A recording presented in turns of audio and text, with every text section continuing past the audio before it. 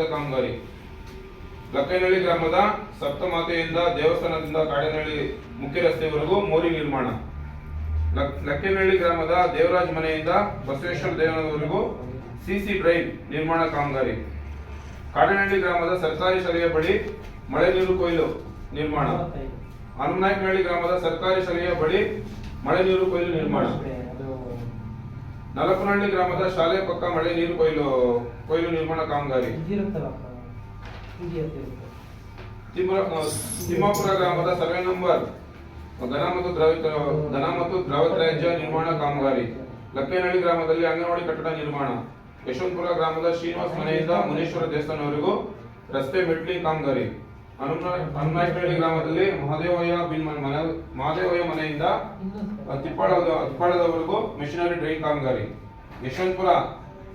ಯಶವಂತಪುರ ಗ್ರಾಮದ ಉಮೇಶ್ ಬಿನ್ ಚಿನ್ನಣ್ಣನವರ ಮನೆ ಹತ್ರ ಸರ್ವೆ ನಂಬರ್ ಕೃಷಿ ಹೊಂಡ. ಯಶವಂತಪುರ ಗ್ರಾಮದ ಶ್ರೀನಿವಾಸ್ ಬಿನ್ ನಂಜಪ್ಪನವರ ಜಮೀನಿನಲ್ಲಿ ಗುಲಾಬಿ ಅಭಿವೃದ್ಧಿ. ಯಶವಂತಪುರ ಗ್ರಾಮದ ರಾಘವೇಂದ್ರ ಜಮೀನಿನಲ್ಲಿ ಗುಲಾಬಿ ಅಭಿವೃದ್ಧಿ.